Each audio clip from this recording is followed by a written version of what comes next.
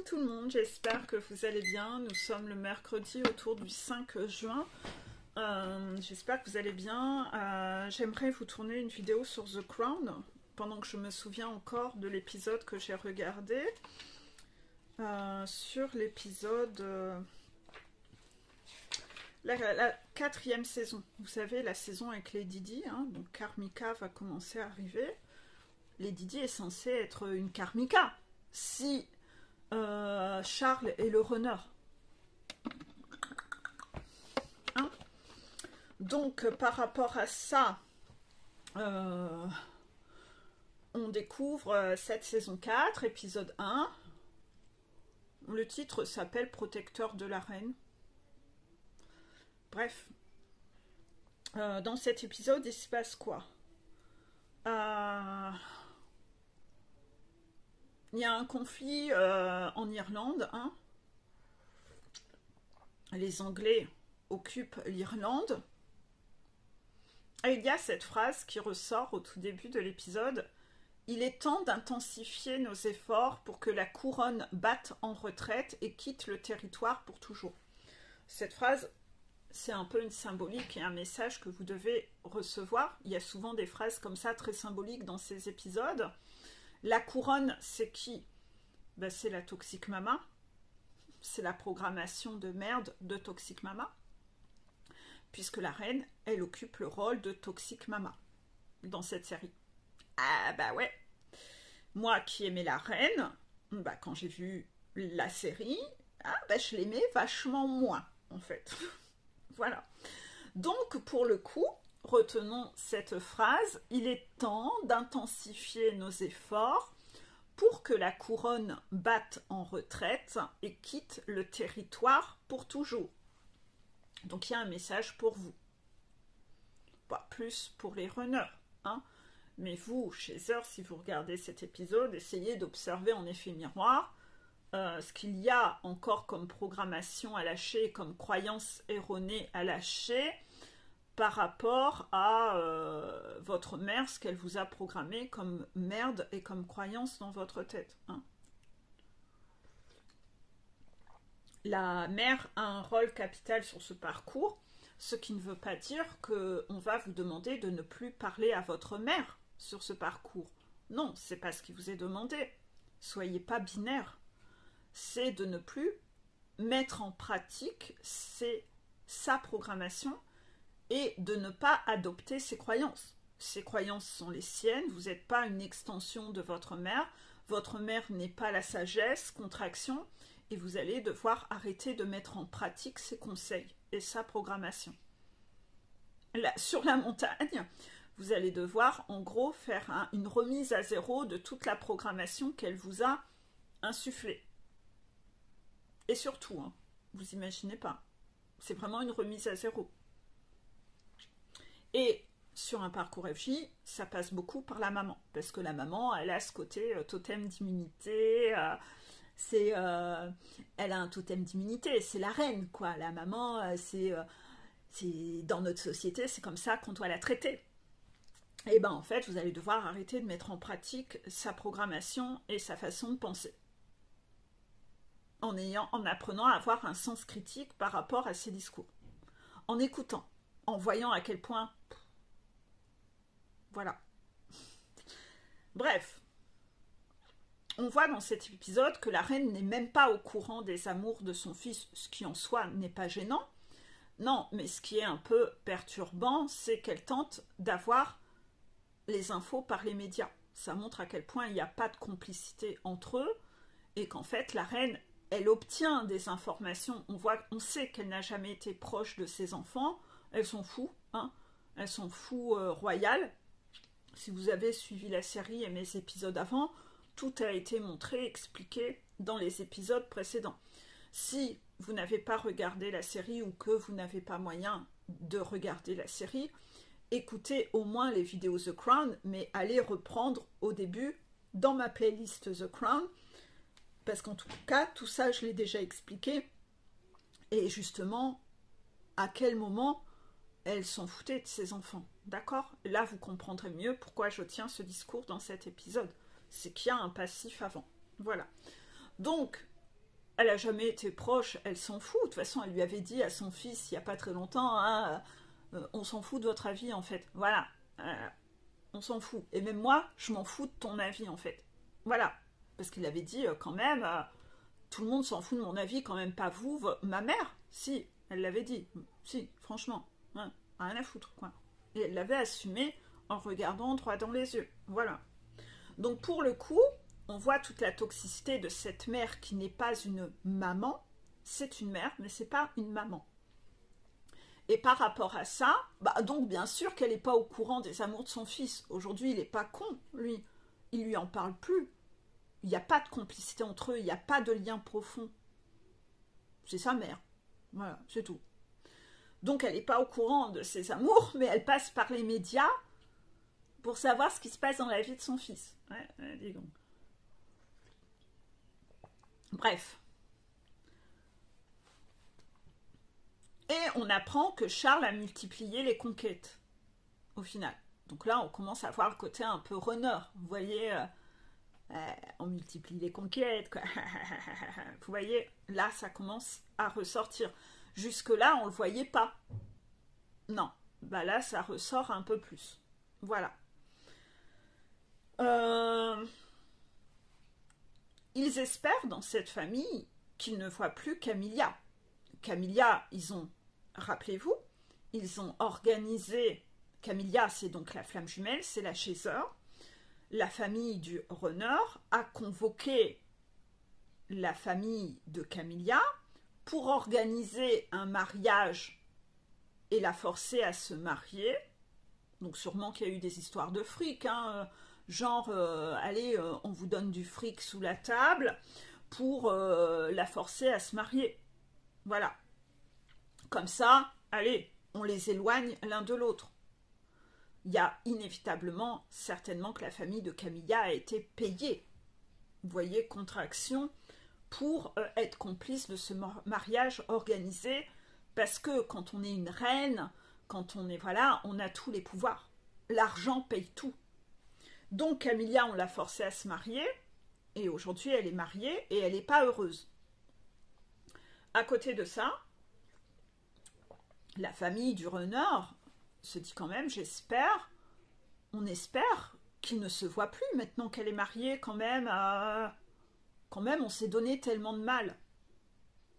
Et justement, la vieille, qui est la mère de la reine, donc la grand-mère du runner, hein, qui est grand-mamie toxique, hein, qui est, si la toxique mama, elle vient pas de nulle part, hein. Elle est la descendance directe de la daronne au-dessus qui est encore plus conne qu'elle. Hein. La programmation, elle descend dans la famille. Voilà. Et la flamme jumelle, elle est censée stopper justement ça. C'est ça le rôle de la flamme jumelle. C'est que ça coupe. C'est bon, on arrête d'être une famille de merde. C'est ça en fait. On va redevenir un peu plus lumineux. Et là, cette vieille, on l'entend dire « Bah oui, après tous les efforts que nous avons faits. » Voilà, connasse quoi. Voilà. Donc là, on revoit encore ce côté-là. Mon Dieu, qui sont tous cons là-dedans. Franchement, je pense que quand une chaser regarde cette série-là, elle a plus du tout envie de côtoyer la famille du runner. Elle est vaccinée, hein. Elle se dit « Oh putain, mon Dieu. » Ah ouais, moi, j'aurais jamais cru qu'il y avait des familles comme ça, en fait. Ah ouais, parce que la famille du chaser, elle est... C'est quand même moins pire, hein, chez elle que là. Bon, après, chez des chasers, c'est haut level aussi, hein. Mais bon. Bref. Oui, les guides me disent, justement, il y a des chasers qui ont eu un haut level en toxicité dans leur famille et qui, de ce fait, pensent qu'ils vont avoir une famille de substitution chez le runner. Ah non, hein, n'y songez même pas. Hein. C'est encore pire, en fait. Écoutez ces vidéos-là. Ah non, non, non, vous n'aurez pas une famille de substitution dans la famille du runner. Hein. Vous êtes déconnecté de la réalité. Hein. Revenez à la réalité, en fait. Hein.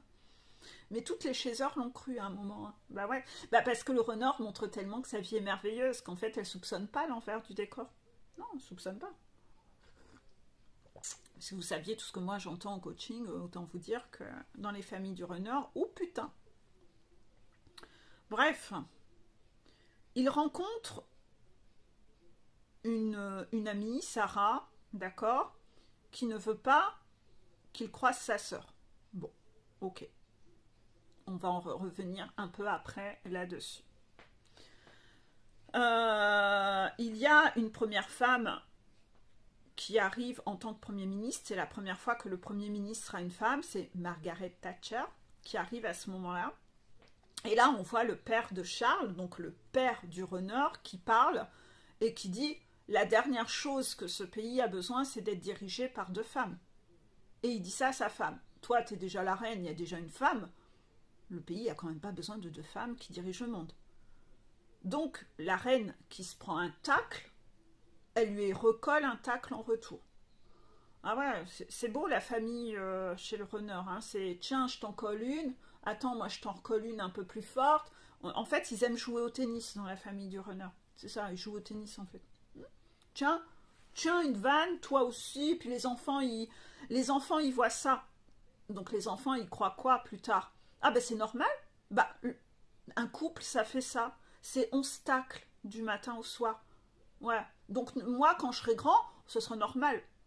Si je me mets en couple avec quelqu'un qui me tacle, c'est normal. Mais j'ai toujours...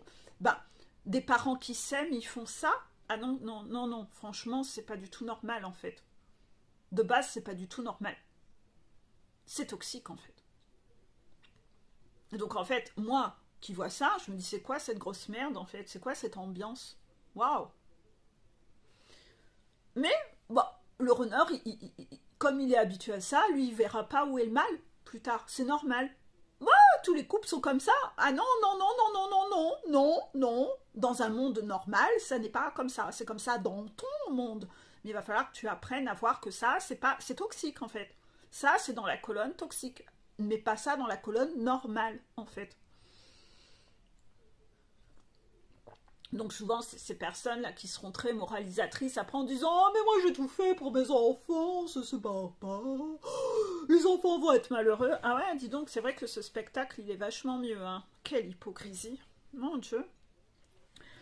Donc, on voit Thatcher, Margaret Thatcher, au final, en tant que femme qui arrive en tant que Premier ministre, finalement, elle veut pas de femmes au gouvernement. Hein. Non, non, non, non. En fait, elle aime pas les femmes. Voilà. Non. Elle a beau être une femme, elle n'aime pas les femmes. Et elle le dit. Ah non, mais les femmes ne sont pas adaptées aux hautes fonctions. Elles sont beaucoup trop émotives. Ah non. Elle aussi, elle a un cœur de pierre. De toute façon, elle a sa réputation quand même. Et la reine lui répond « Oh, rassurez-vous, je doute que vous ayez ce problème avec moi. Serons-nous la patte, nous sommes 2 cœurs de pierre. Vous en faites pas, moi je suis pas émotive. Hein. » Rappelez-vous l'épisode où il y avait eu tous les gosses qui étaient morts, là, sous la mine. Elle a dû faire semblant qu'elle pleurait, parce que... Putain, vous avez pleuré, vous? Putain, j'ai dû faire semblant, moi, j'ai pas de larmes. Non, elle s'en fout. Elle, c'est le cœur de pierre sur pattes. Vous savez, la pierre, là, qui marche avec des jambes, en fait. Donc là, ah, ben, vous en faites pas. Ah, attendez, le chat veut peut-être rentrer. Je regarde si Sa Majesté... Opia? Non? Bon. Non. Dis pour une fois qu'il pleut pas. Tu crois pas que je vais rentrer quand même. Donc bref, voilà pour ça. Donc là on se dit, ah là là là là, il est beau. C'est beau, ces femmes pour le coup. Concernant, on voit la sœur de Charles, hein, qu'on a bien vu que la sœur de Charles, on avait appris que finalement, la sœur de Charles était une tierce qui était partie en vrille au fil de son chemin de vie. Au début, quand on l'avait vue, on voyait qu'il y avait quand même une sorte de pureté chez elle, mais elle est complètement devenue toxique au fil des épisodes. La sœur Anne. Hein. Et on voit Anne qui ne veut plus faire de compétition de chevaux. Mais le papa, elle a beau être adulte, elle est déjà mariée, hein. Le père lui fait des discours. Non, mais tu comprends, dans la vie, il ne faut jamais abandonner. Alors qu'en fait, quand on l'écoute parler, on voit qu'elle prend aucun plaisir à faire ça. Elle dit même avoir une peur panique dès qu'elle doit monter sur un cheval. Lui, oh, ça va passer. Donc là, on revoit bien ce côté émotionnel. Déjà, on voit déjà quoi? C'est que même quand ils sont adultes, les enfants dans la famille du runner, c'est toujours les parents qui décident. Il y a toujours ce côté de, on dirait, elle aurait 8 ans dans l'épisode, ça serait la même chose, alors que accessoirement, elle est déjà mariée. Mais c'est papa qui décide. Non, tu vas pas arrêter le cheval. Non, il faut jamais abandonner dans la vie. Ouais, t'as peur, t'as pas de plaisir, mais ça va passer. Ça va passer, les émotions, on s'en fout en fait. Pas de légitimité aux émotions. Puis c'est moi qui décide. Pourquoi? Bah moi je prends du plaisir en fait. Donc tu vas continuer à être mon jouet, parce que moi j'ai du plaisir. Donc là on voit vraiment le fonctionnement d'un parent toxique, c'est il s'immisce encore dans la vie de son enfant adulte, il met encore cet état de soumission de je te fais encore, je te dis encore ce que tu dois faire. Il n'y a pas de limite posée, la fille elle dit rien, elle est soumise à ce père, et puis les émotions, non t'en as pas, ça va passer. Voilà, t'as vu comment on règle les problèmes? Et ça c'est le Joker, la phrase non mais ça va passer. Ça va passer. Mais ça c'est une phrase de merde de parent qui fait pas son job de parent. Donc là, lui, son job de parent, c'est ça va passer. Voilà, ça passe bien, ça comme phrase. Faut jamais abandonner. Ça passe bien parce que lui, il y a un intérêt. Lui, il y a un intérêt là-dedans. Donc en fait, tu vas continuer à être mon Playmobil. Tu vas être gentille, ma petite fille. Tu vas écouter mon discours et tu vas continuer à être opérationnelle et à appliquer ce que moi j'ai décidé. Ouais, t'es une femme aujourd'hui, mais j'en ai rien à foutre. En fait, t'es ma fille. Et en fait, tant que je vis, j'ai un totem d'immunité, d'emprise sur toi. On se dit, putain, mais c'est quoi cette famille, en fait? Mon Dieu, mon Dieu, mon Dieu, mon Dieu. Et on voit hein, que quand elle est face à son père, elle redevient une petite fille. Alors qu'en fait, on la voit avec les hommes, elle a un mépris envers les hommes. Mais de toute façon, quand on a un problème avec son père, on aura un problème avec les hommes. Il va falloir régler déjà le problème qu'on a dans son lien avec le père, pour ne plus avoir de problème avec les hommes. Et inversement, si on a un problème avec sa mère, on aura un problème avec les femmes. C'est inévitable. Par rapport à ça, on voit que Charles doit voir Camilla. Donc Charles voit encore Camilla, même si elle est mariée. Et il s'en fout royal de la vie de sa famille. Donc là, on voit quand même un côté plus avancé que la plupart des runners, parce qu'en général, les runners, ils se pissent dessus sur la vie de leur famille. C'est oui, oui, oui, amen, amen. Voilà. Voilà. D'accord? Et là, lui, il s'en fout. Donc il continue de voir Camilla, et on voit même qu'il rétorque. Donc on se dit, ah, quand même, le runner, il fait des choses que la plupart des runners, en réalité, n'ont pas encore les couilles de faire. Lui, il rétorque. Et il s'en tape royal de la sacralisation du mariage. Bon, je vous avouerai que pour avoir déjà discuté avec des runners, le mariage, c'est juste une couverture. C'est pour faire plaisir. Mais le runner, il n'y donne aucune symbolique au mariage. Il est capable d'avoir sauté sa chaiseur la veille du mariage, de l'appeler le matin du mariage, et le lendemain d'aller la niquer une fois de plus. Il y en a rien à foutre. Il y en a rien à foutre de la niquer avec son alliance au doigt. Il y en a rien à foutre. Lui, le mariage, il veut rien dire. Pour lui, c'est tant que je peux entuber ses vers, tout le monde, et dans le paraître, et avoir le beurre, l'argent du beurre et le cul de la crémière. Bon, s'il faut passer par là, je vais passer par là. Le mariage, c'est utile. Je vais avoir quoi comme héritage? Ouais, voilà, ça profite. Bah écoute, je vais me marier avec l'autre, là, avec son compte en banque. Les parents, ils ont du fric, ok. Puis ses parents, ils sont plutôt sympas. Et puis, j'irai niquer ma chaiseur par derrière. Puis 2-3 collègues au passage. Ouais, bah. Ça, c'est la réalité des runners en parcours. Et ils auront des phrases dans bah, tant qu'on peut en profiter, faudrait être con pour pas en profiter. Il est où le mal? Là, c'est sûr que ce côté-là, on le voit pas spécialement encore, mais tout ce qu'on voit, c'est ce côté que sacralisation du mariage, rien à foutre, quoi. Mais quelque part, il a raison, puisque sa famille lui a mis à l'envers à organiser ce mariage derrière son dos.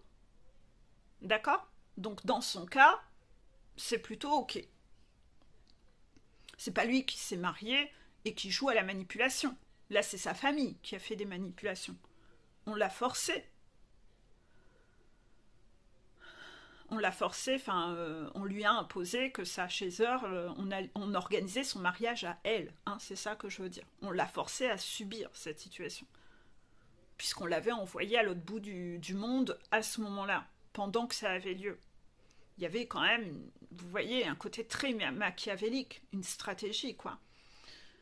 Et lui, Charles, dit « Je n'ai jamais autant aimé quelqu'un que Saint-Chézeur. Elle-même est piégée dans un mariage que vous avez manigancé. » C'est-à-dire qu'il dit ça à sa famille. J'en ai rien à foutre qu'elle soit mariée. Oui, je continue à la voir, parce que moi, je n'ai jamais autant aimé quelqu'un. Elle est aujourd'hui elle-même piégée dans un mariage que vous avez manigancé. Donc en fait, là, on est heureux parce qu'on voit un runner qui a des couilles face à sa famille.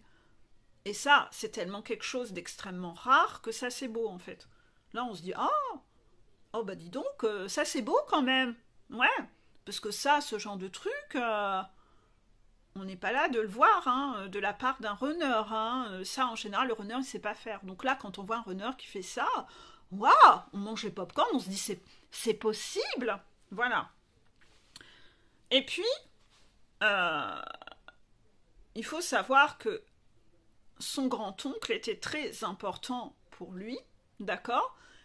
Et comme il y a toujours cette histoire de, vous savez, le conflit Irlande-Angleterre, ben en fait, il va y avoir un attentat, ce grand-oncle, il va y avoir un attentat, il meurt explosé dans son bateau, d'accord? Voilà. Donc en fait, Charles est très affecté par le décès et cet attentat qui touche son grand-oncle, qui décède.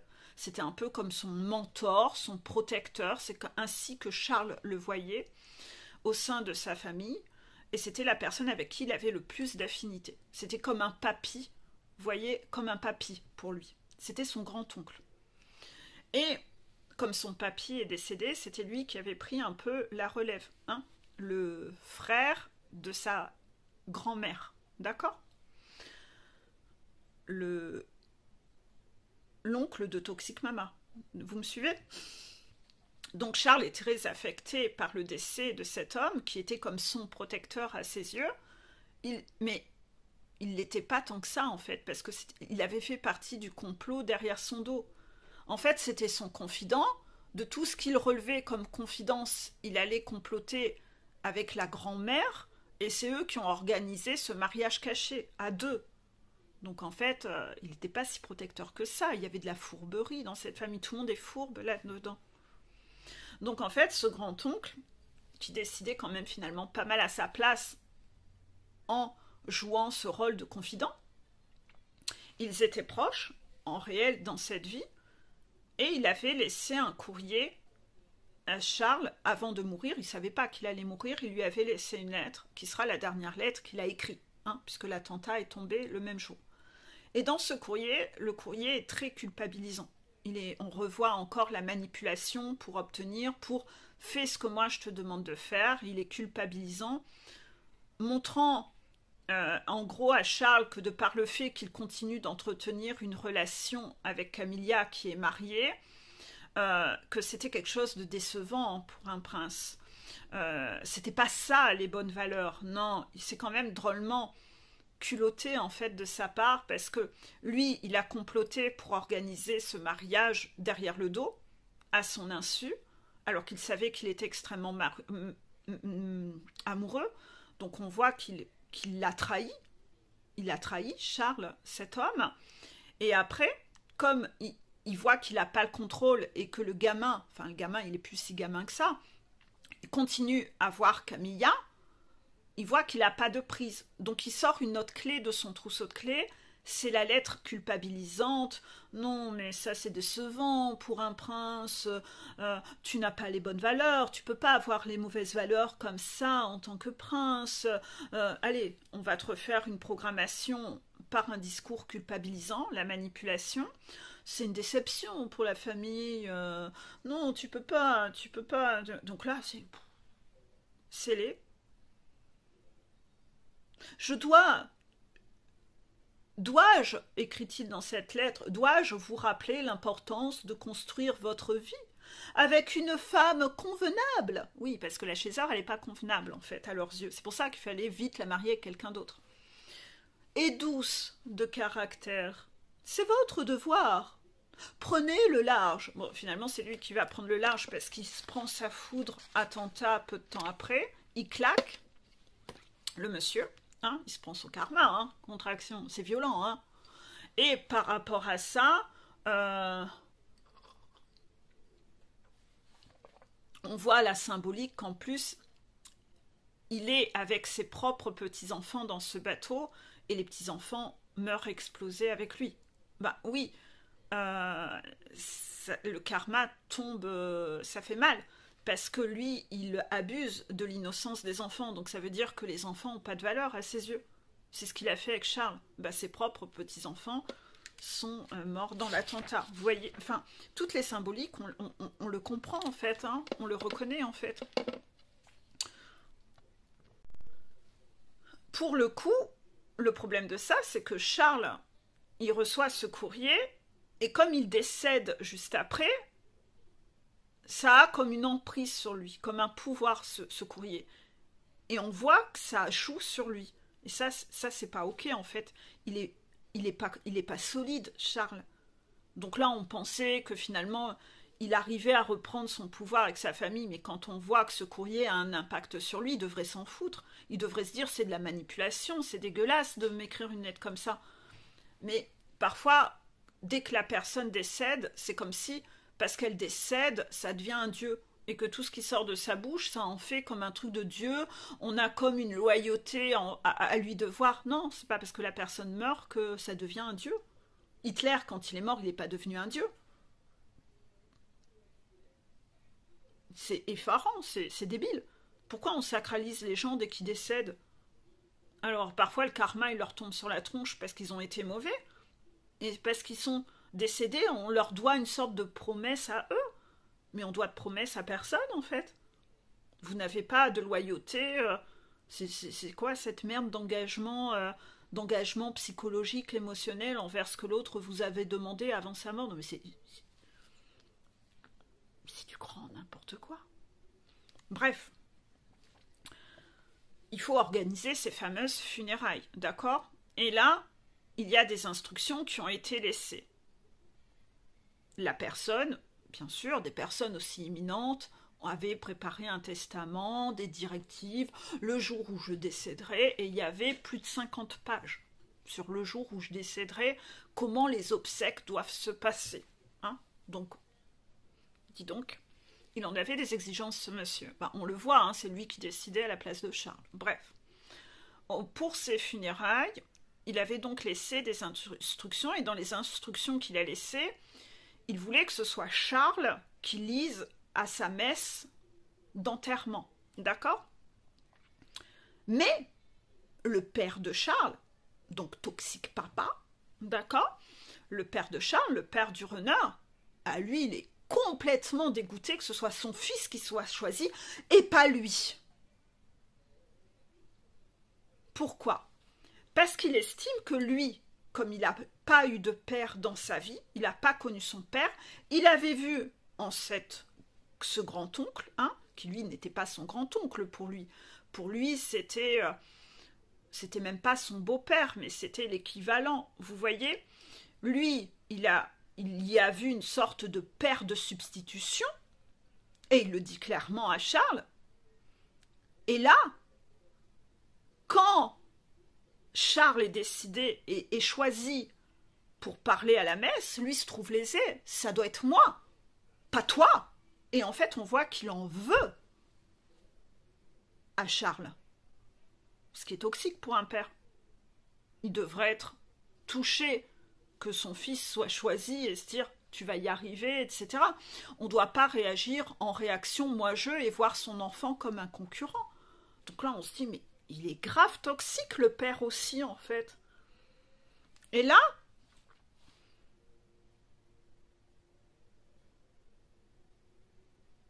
il explique à Charles que du moment où ce grand-oncle a développé cette intimité, cette complicité avec Charles au fil des années, que lui s'est senti mis de côté. pas dans son rôle de père. Non, parce que lui non plus s'occupe pas de son fils. Non, lui en tant qu'enfant, avec mon père de substitution. Donc là, on voit ce côté très immature, en fait, de cet homme qui a déjà un âge ultra avancé, qui lui voit son enfant comme un concurrent parce que nanana, il te préfère à moi et c'est moi normalement son fils, c'est pas toi.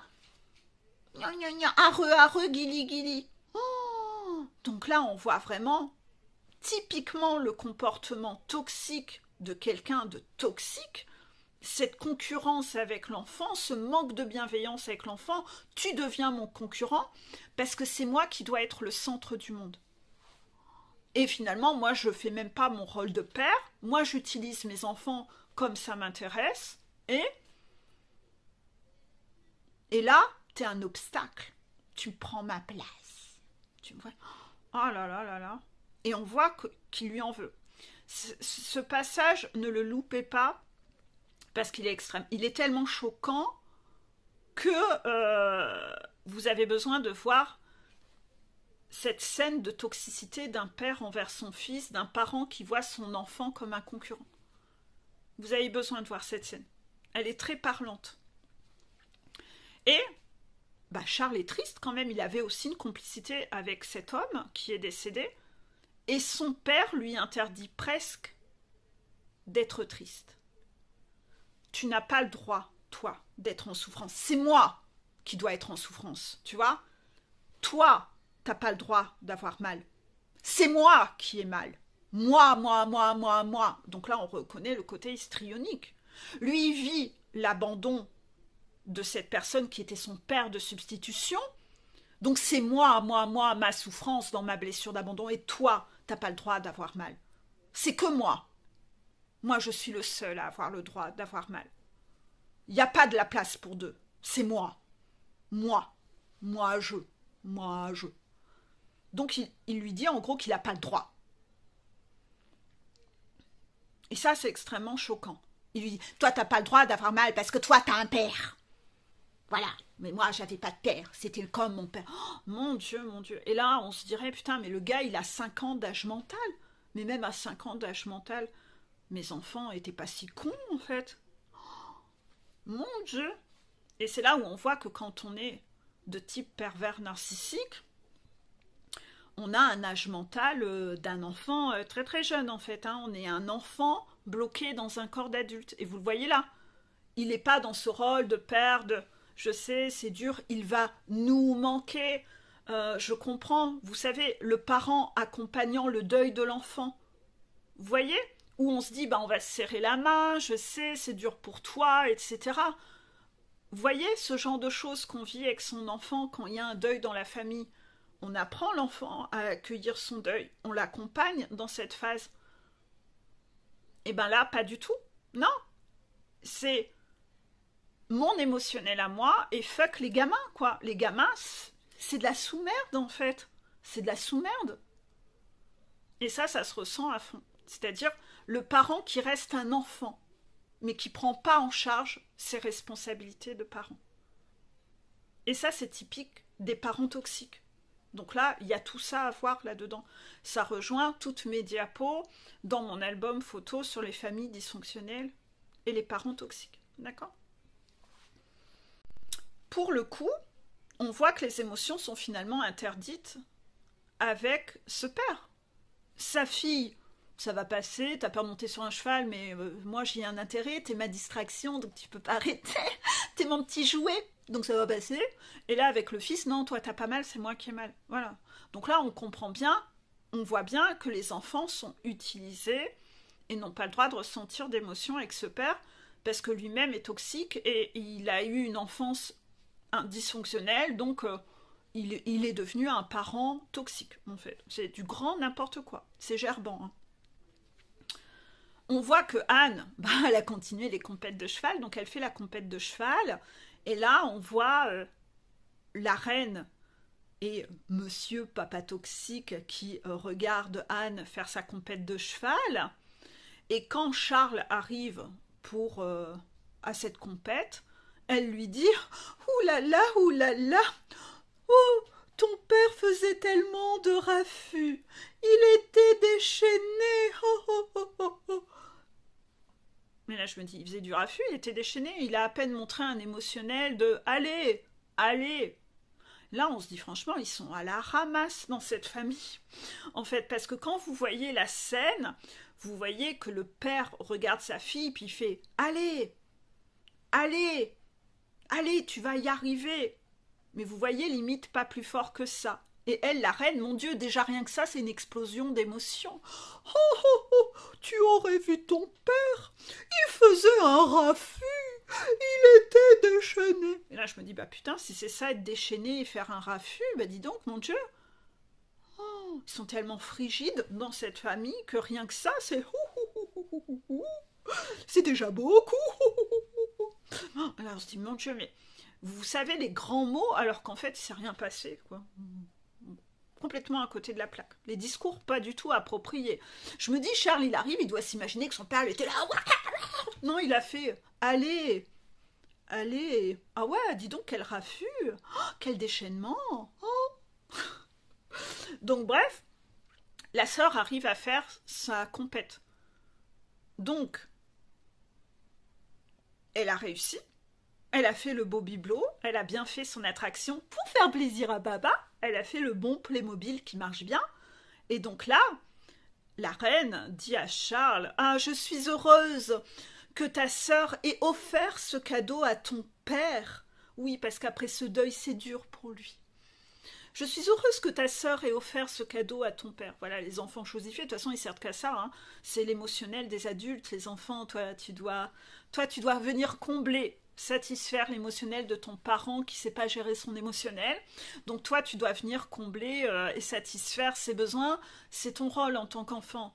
Toi, tu es un disciple. Tu vois, si ton parent il a tel émotionnel, c'est toi l'enfant qui est responsable de ça et c'est toi qui dois le combler. Voilà. Donc, je suis heureuse que de ta... Tu sais ce machin-là, ta sœur, là, ce petit bibelot, ouais, elle a rempli sa fonction.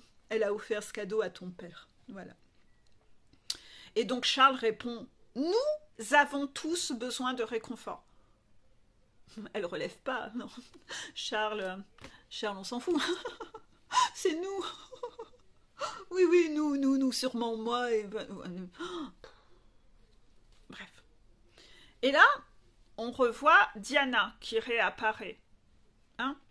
Donc en fait, par rapport à Diana qui réapparaît à cette fin d'épisode, hein, on l'avait vu un peu au début, Diana qui était la sœur de Sarah Ferguson, qui, quand Charles était allé voir Sarah chez elle, il y avait quelqu'un qui se cachait, vous verrez, un peu de façon fourbe et calculatrice, pour croiser Charles, et ça c'était Diana, et Sarah ne voulait pas que Charles croise Diana. Pourquoi ? Parce qu'elle dit à ce moment-là, elle est tellement fourbe, calculatrice et manipulatrice qu'elle ne veut pas que Charles croise Diana. Au début, on ne sait pas que c'est Diana. Quand elle parle de cette sœur calculatrice, manipulatrice, on ne sait pas que c'est Diana. Bref.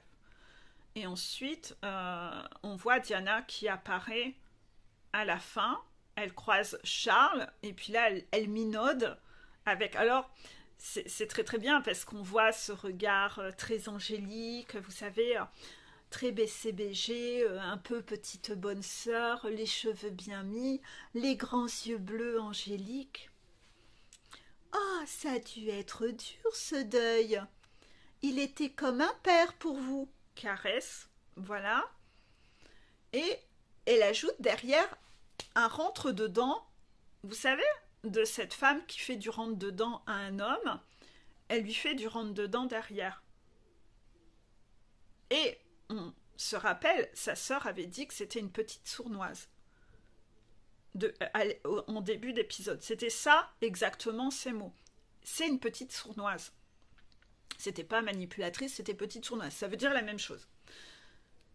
Et là, on voit que le petit côté rentre-dedans, ce côté gentil, ah, Charles, direct, il tombe dans le piège. Il n'en faut pas plus. Il n'en faut pas plus. En plus, il a eu la lettre culpabilisante, il doit trouver une autre nana que Camilla. Ah, c'est facile de retourner la veste du runner. Ah ouais. Ah, direct. Hop, hop, hop, ça y est. Ah ben c'est bon, hein, un cul, des nichons. Ah ben c'est direct. Ah ben direct. En plus, la famille, elle a dit que. Donc moi, je dois être bon pour ma famille. Je dois être un bon petit Playmobil. Bah voilà. Ah ben ça va vite. Non mais parce que quand même, il y a pas... Alors attendez. Parce que ouais, dans l'épisode, il a quand même dit, mais c'est la femme que j'ai le plus aimée après Camilla. Et là, par contre, la nana, on voit Diana que derrière son petit air petite angélique, elle a franchement pas froid aux yeux. Et ça, vous le voyez dans cette scène, qu'elle a pas du tout froid aux yeux.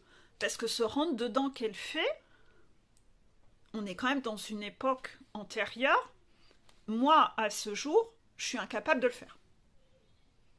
Je suis 1000 fois plus timide que ça, je suis incapable de le faire. Et là, je me dis, ah ouais, elle a pas froid aux yeux, la gamine, en fait. Derrière son petit côté vierge effarouchée, vous voyez. Donc là, on se rappelle que sa sœur en amont, c'était d'elle qu'elle parlait, sur le côté sournoise. On se dit, ah ouais, finalement, peut-être que Lady Diana était peut-être plus sournoise qu'on ne le pensait. Puisque moi, de prime abord, j'aimais bien Lady Diana. Et là, on voit que direct, Charles, il switch, il veut tout savoir sur elle. Donc, il appelle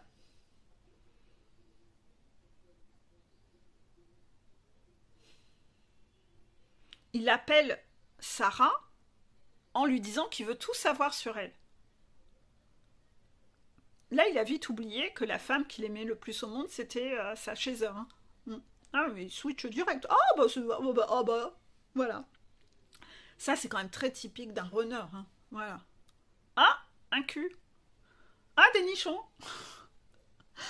Et là, Sarah explique que dans la famille de Diana, on l'appelle, dans la famille, tout le monde l'appelle duchesse. Parce qu'elle a, depuis jeune, elle se comporte comme si elle était, comme une duchesse, destinée à de grandes choses. Donc on voit déjà ce côté un peu orgueilleux, contraction, et ce côté un peu que dans sa famille, il voit que elle a beaucoup d'ambition. Depuis toute petite, elle cherche à atteindre un niveau destiné à de grandes choses. Elle se comporte comme une duchesse dans la famille. Donc là, on se dit, il y a peut-être quand même un côté un peu manipulateur chez elle. Vous voyez, pour aller accoster et comment elle lui a fait du rentre-dedans, là, on commence. Et sur cette scène, vous verrez aussi, regardez beaucoup le regard de Diana.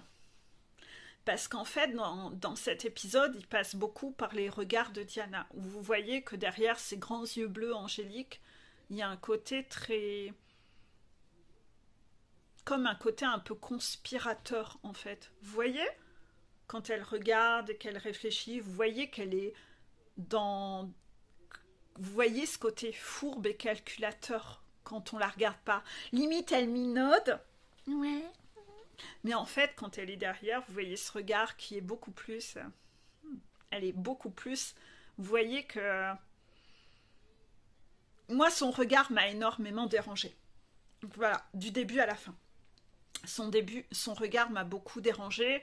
Ses manières, ses minauderies, ça a été quelque chose qui m'a énormément dérangée. Donc on verra les épisodes suivants et on verra. Voilà, donc en tout cas, voilà pour cet épisode. Et la suite la prochaine fois. Bisous bisous.